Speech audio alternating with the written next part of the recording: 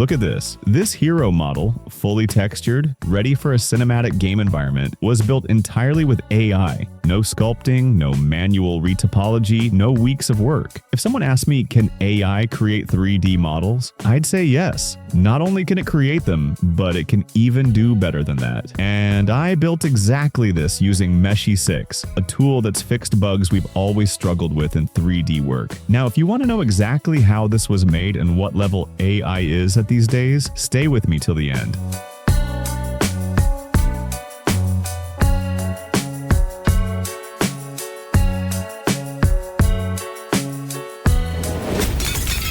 Today we're going to work with Meshy. I want to build this same hero model for a cinematic game environment, generate several environmental objects at the same time, and in the end see whether it's actually usable inside Blender or Unreal. But it's not just about building the model. Alongside the build, the texture shouldn't stretch, the edges shouldn't come out messy, and the output needs to end up genuinely clean. Before we test it, simply put, Meshy is an AI tool for creating 3D models that can generate output from text, an image, or even an existing model. Alright, let's get into it. Links in the description. Once you're on the site and logged in, click Workspace and go in. I start with the image section first because I want a good image before building the 3D model. This uses models like Nano Banana Pro, and you can also use GPT image. I choose the aspect ratio, set the number of outputs, and add a reference image if I have one. I'm after a hero model for a cinematic game environment, so I give it a prompt suited for converting into 3D. I generate 3 models, choose my style,